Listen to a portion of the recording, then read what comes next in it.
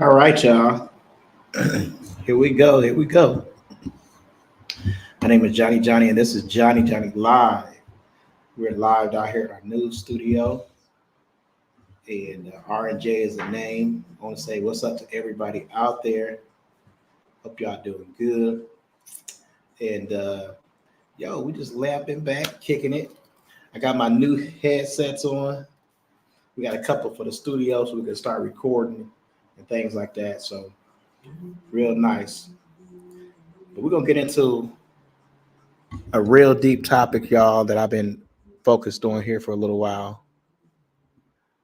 and it's about Black depression. Actually, I was going to do an episode with a young lady just recently, but she decided to tap out at the last minute. So instead of pushing it back till um, the weekend or next Monday, we're actually going to do it today and just kind of talk about it because I think it's a passion of mine. I think it's a real important topic because a lot of us have been going through some type of depression even after um, the pandemic. And so now that we are out of the pandemic, it's like, now what? Some of those same things, same feeling of loneliness after the pandemic, we're still living and experiencing. So that's what today's topic is going to be about. We're going to talk about depression and different ways that you can work your way out of depression. And how do you know that you're even depressed or going through some type of depression? So those are some of the topics we'll be talking about today. So we're going to watch a couple of videos, not long videos, but we're just going to kind of keep it short, sweet, and simple. And I can hear you. We'll keep it short, sweet, and simple. That's my business partner over there, grooving a little bit. So um, and actually, I sometimes I want to record in the booth, do podcast, but the lighting in there is horrible. Like I can barely see myself. So we're gonna just continue to do them out here, and hopefully I get a backdrop, some neon lights back there, so it'll be dope. But yeah, we're working on some major things, so make sure that that sounds a lot better. So make sure that y'all tapping in with us and just hang with us. You know what I'm saying? It's going to be some really, really nice things that are happening and coming up here in the near future. So, with that being said, we are on a few streaming platforms, one being Facebook, which you can see me on now, and another is YouTube. And also, we're on X, formerly known as Twitter. So, if you see me on YouTube, make sure you're subscribing to my channel and liking it. Give me a thumbs up. If you see me on Facebook, give me a thumbs up, and Twitter. And those things help us grow. Having followers helps you grow as any type of media outlet. So I've always asked people to do that for me. And if you can do that for me, I would definitely appreciate it. Anyway, so here we are, y'all. And I just want to say shout out to my people down here who are also um, building content and things like that, because it's not easy, y'all, to build content and to be um, consistent with it. That's one thing we were talking about, being consistent. I'm definitely going to try to be more consistent with my podcasting because a lot of people tap in, and I don't know that. Sometimes I get to a point where I'm like, nobody's watching, because you don't see no numbers up there. So in your mind, you're thinking that nobody's watching, but people are watching. In fact, I had a truck driver who just recently told me, like, yeah, I'll be watching your podcast and things like that. So people watch and they listen, and that's good. So, and they tell me in the club, they tell me in the store, and all that stuff. So it's a good feeling to have people watching you and followers and paying attention to what you're talking about. Because like one thing he said, that my podcast, I talk about things that are important, to everyday life. And I want to continue on doing that. I do a lot of celebrity news and stuff like that, stuff that I find out, but I also do like real life stuff. So make sure that y'all tapping in and just give me Give me your comments if you see something on here. Give me your comments and things like that, and I'll talk back. I'll talk back. As a matter of fact, if I see a comment here on the podcast, I'll make sure that I give you my opinion live as I do the podcast. So, yeah, with that being said, we'll go back to talking about Black depression. And the reason why I say Black depression, because that's only depression I know. I don't know about no other depression. And I know sometimes, like me being divorced, when I was coming out of my divorce, I went through a phase of depression, and I mean, no lie. Sometimes I think sometimes I slip back into depression, and it could be just the fact of being by myself and lonely and things like that that will bring on, a type of depression and things like that. But you have to recognize when you're depressed, when you start feeling a sense of loneliness and you want to be by yourself, you don't want to be around anybody. Or if you're a talkative person and then you just start muting yourself and just not speaking up as far as in different conversations and things like that, you start not taking care of yourself like you used to take care of yourself. That's why you always see me lined up. I can not be going nowhere in particular, but I always try to keep myself lined up, my hair combed and things like that. When I had hair, I mean my beard. I try to keep my beard combed and things like that, looking good, because you have to take care of yourself. Nobody else is going to do that, and wear decent clothes. But if you see yourself slipping and you're not taking care of yourself, or actually even doing things for yourself, then that could be a form of depression. Um, Sometimes, if you find yourself eating a lot, that could be a form of depression. You're just eating just to be eating. That's what got me to a point where I was like blowing up. You know, I would just not even being hungry. I would just eat something because I felt like I had to have something to eat, and that was like, how like what they say, the Peanuts, Charlie Brown, and they had the guy in there. He always had his blanket next to him, and his blanket made him feel a sense of security, right? It's the same thing with like eating and things like that. Sometimes when people eat, it makes them feel like it's a sense of security, because they know they can always go get some food. They know they can always go and put something in their mouth, and it makes them feel good. That's why they have foods that there's particular foods that specifically called feel good foods. And the reason why is because eating these foods make you feel good. You may not feel good afterwards, but as you're eating those foods, then it makes you feel good, especially if it's hot and things like that. You like also a warm hug and things like that. So, you know, sometimes we do things to ourselves that are not good for us. And that's one real way that that you're being depressed. If you're eating for no reason, I mean, what's the outcome going to be? You're eventually going to hurt yourself. You know what I'm saying? You're going to get out of shape and things like that, or even your your health. So those are things, that signs that you can see that, hey, maybe I am going through a depression. I mean, maybe I need to talk to somebody. Maybe I need to pray about it. Another thing would be drinking. If you're a drinker and then you just automatically become a heavy drinker, you're drinking every day. You get up in the morning, you start drinking. You know, those can be signs of depression. Or smoking. Whether it's weed, marijuana, or it's cigarettes. You're just chain smoking when you're normally not a chain smoker. If you smoking Newports, chain smoking Newports, yeah, you kind of depressed. I mean, ain't no other way to look at it, because you are really doing something bad. You're hurting yourself. Not necessarily weed, unless you're just smoking all the time.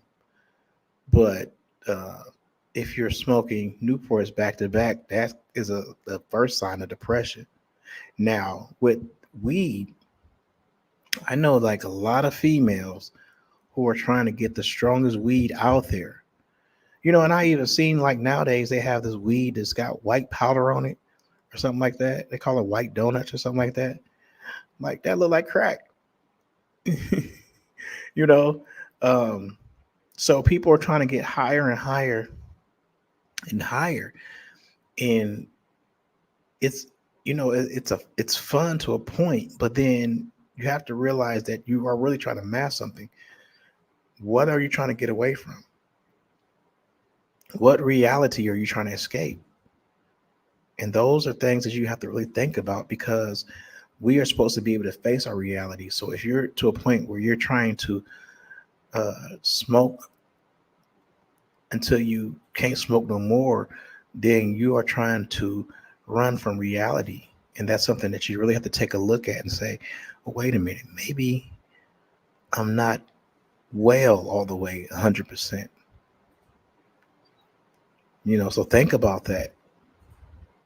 Or you're not eating. You're not eating like you're supposed to. You're losing weight because you're not eating like you're supposed to. You're going through depression. I remember one time when on my weight loss journey, I had another guy who he was trying to compete against me. He was like, "Yeah, I'm losing all this weight. See, I'm losing all this weight more than you." And his somebody in his family had just passed. You know what I'm saying? And well, it was causing him not to eat. And people are like, "Yeah, look at him. He doing good." And it's like, in my mind, I'm thinking, y'all need to be trying to see if he's okay. Like, cause first of all, this is not no race. It's a marathon. It's not no race to see who can lose the most amount of weight. Because honestly, if you don't lose weight the right way, you're just gonna gain it right back. And starving yourself to lose weight is one of the main ways that people just gain it right back.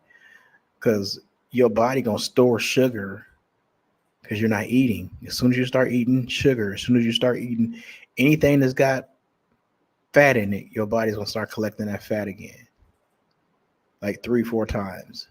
So you're gonna gain the weight back.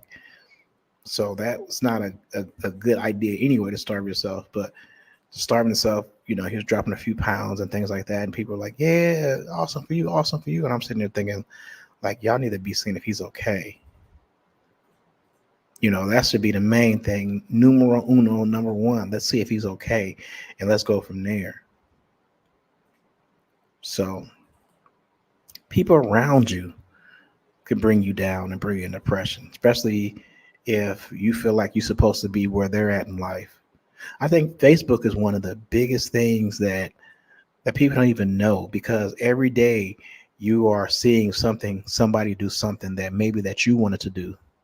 Somebody started a business, somebody dropped a mix CD, somebody they selling food, and you're sitting like, man, I should be doing that. So Facebook, it psychologically in your mind, you're measuring yourself by somebody else's accomplishments. You don't even know it, but you're measuring yourself by somebody else's accomplishments. And that can bring in a depression as well. So we're going to watch a little bit of this video. I'm not going to play it all, but we're going to watch a little bit of this video. And it talks about ladies talking about some of the issues in depression that they're going through. And like I said, I'm not going to watch all of it, but we'll just take a look at it a little bit because I got it set up here for you. And once again, if you see me on any of the platforms, make sure that y'all are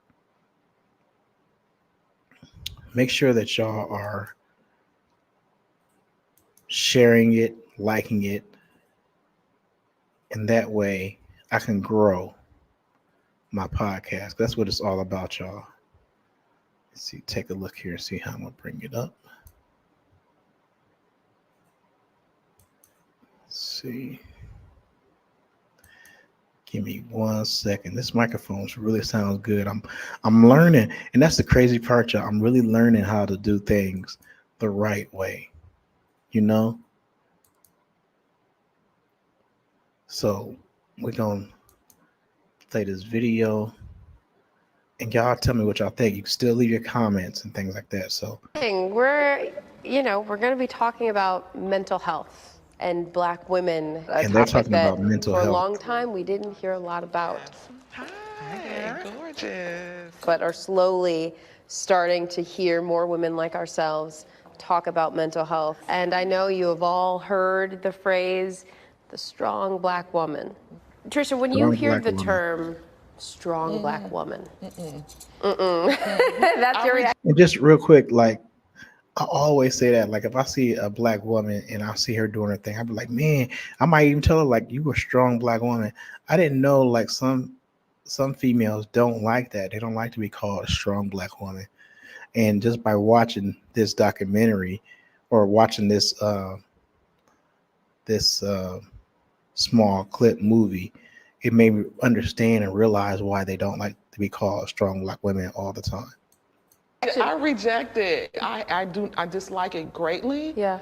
I reject it. I know that it has its roots in slavery, in plantation Has its labor, roots in chattel slavery. slavery. It is this stereotype that was placed upon black women to box us in, to manipulate us, to make us not see ourselves as full divine beings, to push us. Strong black woman to me Full divine allows beings. so much time for abuse and manipulation, for not resting, for burning yourself out. Like, we really have to look at what's systematically happening that's making us be so, traumatized by our pace of life. And so the strong black woman has never been anything I've ever related with. Superwoman, I want rest, I want ease, I need help, help me now. I want help. And so I really like to dismantle and like pull back the veil around that term. Like, we shouldn't be claiming it. It makes me think of a Malcolm X quote 60 years ago. Malcolm X said, "The most disrespected woman in America is the black woman. The most unprotected person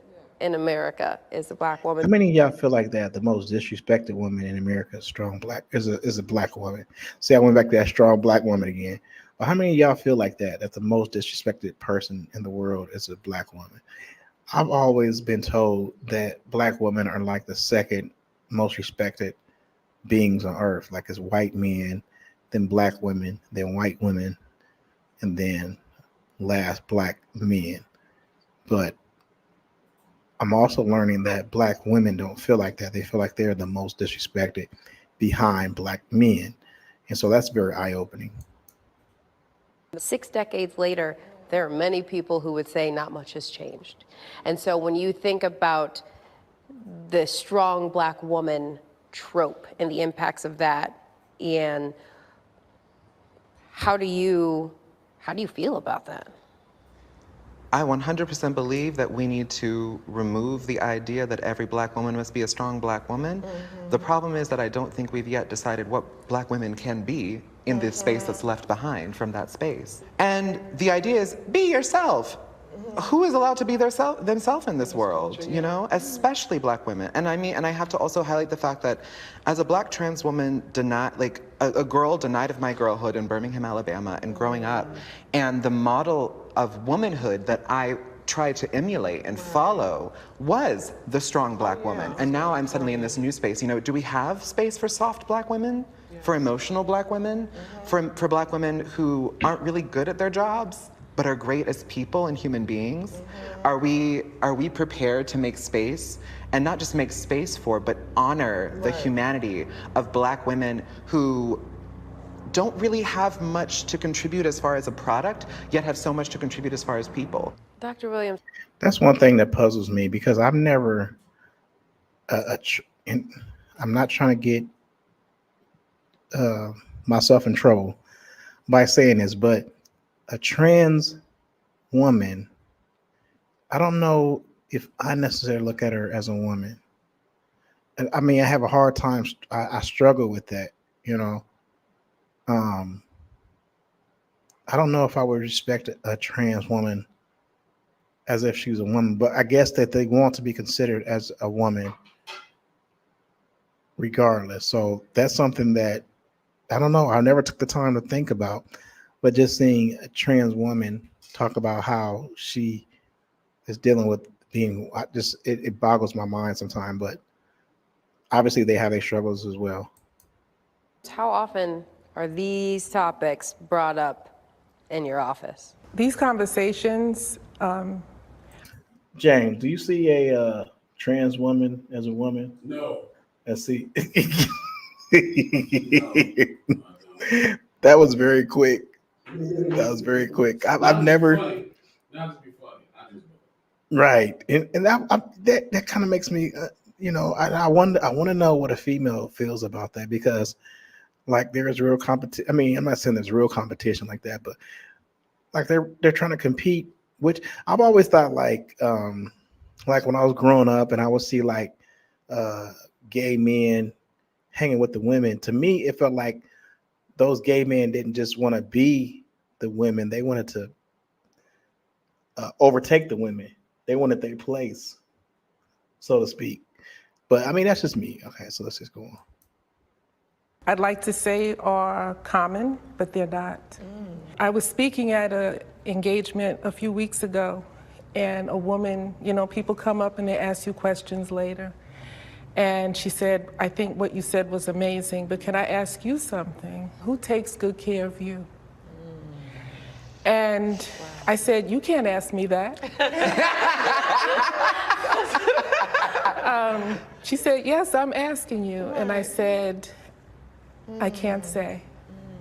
You know, when we're talking about just taking that deep exhale, that's something that is not common. It's something that is like, okay, I'll find a special day. When I talk about resting and the way I'm framing this work, it cannot happen by ourselves. No. Community care is right up there. We scream self-care, self-care, self-care. And it's like literally all you hear in the media is self-care, self-care, self-care. And I really want us to begin to shift towards thinking about community care. Those systems do not exist right now. Like, why are we like this? Why aren't we caring for each other, you know? Well, because we're afraid of each other. If we're not self-hating, then we're hating on you. Do you think it's the idea of hurt people? I think it comes from a few sources. I think self-hatred, absolutely. Jealousy, absolutely. My grandmother used to talk about crabs in the barrel. Yeah, we've heard that. We go up and you keep pulling us down. Yeah. I think they may also think there's not enough room for all of us. The scarcity. Because most of the time, you end up in a place, whether it's a workplace or whatever, you look around, if there's someone else, well, there's only room for one of us. Exactly, so not enough room for us. Each one of us, we don't know what our breaking point is. We look like we're all okay. My naivete is that I just inherently believe that if I look at you, if I look at you, and you look like me, it don't matter if there are slight differences or whatever. If you black like we black, if we black, we good. Even if you can't see yourself in me the way I see myself in you, I will grant you that humanity. And I will still work for you. I will still fight for you. You know, we haven't even gotten to thriving yet. No. How do we thrive? Doctor, how do you I just right now I think black women are thriving. Come on. Come on. I mean, the black women that I see around me, I think black women are striving and My doing grandmother, she didn't think about her life. Neither did my mom. Yeah. And so this is really a new concept It is. for us, even in this time in our lives. So when we talk about trying to thrive, I think the underlying basis for all of this is that we inherently like who we are. That's good. And we will fight for who we are. That's how you thrive. Being proud of who I am and whose I am. And also letting myself fall. Yeah. Letting myself go, you know, in the past 2 years, deeper and darker than I've ever let myself go. That has been the key to it for me, of just saying, okay, well, girl, I'm trying. Like, I'm trying. And no one can say that I'm not. When I think about other black women in my life, like always boosting them up and letting them know that you are enough. You come with so many gifts and talent that just were given to you at birth that you have in you. And so those foundational key allow me to tap into spaces of thriving at many points in my life. I mean, this was such a powerful conversation. I think you got to lean into the lows because that's where the lessons are. And that is what keeps you going to the next height. So thank you all for sharing so much. And see that right there? I talked about that earlier this week on a post that I made. and it had a few reactions to it. But I think that's one thing that females are leaving us behind, us men behind, is that the sisterhood. Like they they're constantly building each other up. Whether it's going to school, girl, you got this. Go on and go to school. Like I don't know. I mean, like my partner James. Like if I'm going through something or whatever, he'll boost me up. But I don't know very many people who would even do that. Black men.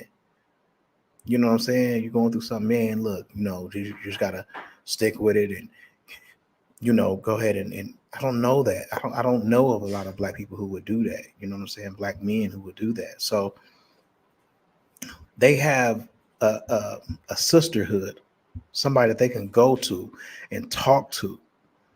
When we struggle, who do we call on the phone that's gonna sit there and listen to us? Like I think sometimes I call one of my female friends and she gonna listen because dudes they not trying to hear that. I call my cousin Corey. I hate to mention his name. He listened a little bit, but you could tell Corey he'd talk about something totally different. He ain't trying to hear that. You know what I'm saying? Like, who do we go to when it's time to talk to somebody about our issues and things that we're going through?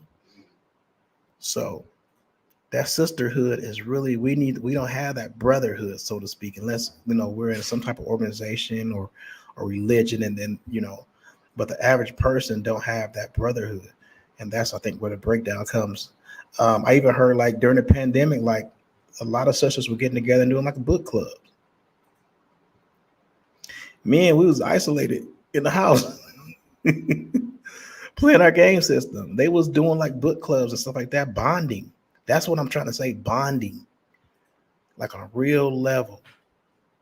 Getting together, having a girls' night out or whatever. We don't do that. So I think that's one thing that is keeping them together, is building each other up. Now, back in, like I said, the 60s, where we had the black movement and things like that, like they kind of broke off and went to the women's movement, and that's still going on today. Even though we kind of relaxed the black movement, we don't push it as much, but they still pushing that womanhood, that sisterhood. That's a big difference, y'all. A big difference. So that's something we really got to look at, y'all, as black men. Like, how do we get back to our positions? How do we become friends with each other again? How do we become homies with each other? I hear a lot of men say, "Oh, man, I'm out the way. I mean, I'm out the way." But stop being out the way. Because another thing is, like, you see like women, you see them, they putting those same values into their daughters. The sisterhood values. I'm not saying it's like it's not saying like it's how your grandma used to do it, but they are putting some of them same values into their daughters. And we as men need to put those into our sons, because we're gonna come up with a generation, and that's how we are right now. We're coming up with a generation where it's not brotherhood. You don't see. When I was growing up, you'll see like 5 or 6 guys go to a club or go to a party. Now you may have 1 or 2, or they go on solo. We're breaking ourselves down. We don't have that togetherness, so to speak. And I don't know what's causing that. We'll be jealous of each other. Like I've seen Rick Ross talk about why black people don't like your post. And if I speak about it, people will be like, "Man, you just being petty." No, Rick Ross even speaking about it right now. It's like black people are not like your post because maybe they're talking about you, and they don't want to show other people that they support you in any type of way, because they already know that they've been talking about you. It's something deep about that. It's not just they just don't see you, or they lazy. There is a reason why black people are not liking other black people posts. There's a reason for that. You can say what you want to say, but social media right now is life. Is life. So if you're doing something, especially if you're doing something positive, and they're not liking your post, that says a lot. Because first of all, it'll make you sit there and be like, well, what am I doing wrong? Why aren't people liking this? But let two people go out and start fighting with each other or start beefing with each other. They'll get all the likes. They'll get all the views. I know people will go live right now and talk about absolutely bullshit and have 100 people on their page, to where somebody like me talk about something positive and maybe two people get on my page, maybe three. You know, it used to be busted back in the days. I don't know what happened. I go live and I be busted. I had like 25, 30 people on my live, you know, but nowadays it's, and I was talking to my business partner about that around Christmas time, when everybody start getting these new devices and people going live, people who've been doing podcasting and you know, positive things like that. It's going to be so much out there anymore because everybody trying to go live. Everybody got a story to tell anymore. You know, and the positive stuff is probably going to get washed out because people, for the most part, aren't trying to hear that, but they need to hear it. So we're going to end at that. I'm not going to keep too chatty because this is going to be a series. We're going to talk about it a little bit more. Hopefully I can get the young lady on because she was talking about some really good things on her Facebook page and some things that she's going through. I would have never known that she's stressed, that she's depressed. People do a good job of masking it. I would have never known that she's the type of person that she's depressed. I mean, pretty, just outgoing and things like that, but certain things that she don't want on the outside, that's inside. And so we want to talk about that. Hopefully get some other people on here to talk about it as well. But with that being said, we're going to get out of here. Like I said before, we're going to try to keep on doing these routinely. Like my schedule is so crazy, y'all. Like I go to work, come to the studio, go back home, get up, go work out. My days were starting like at 6 o'clock in the morning at one time, you know, and I was trying to get back to that, but it's tough. It's rough.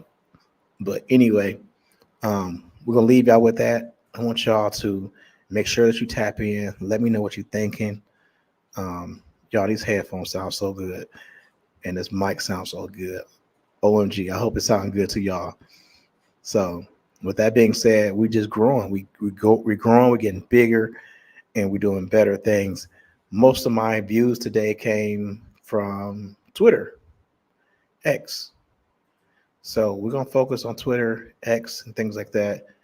And wherever we're getting the most response, that's what we're going to focus on. So with that being said, I want to thank y'all for tapping in. My name is Johnny, and this is Johnny Live. Thank y'all for watching.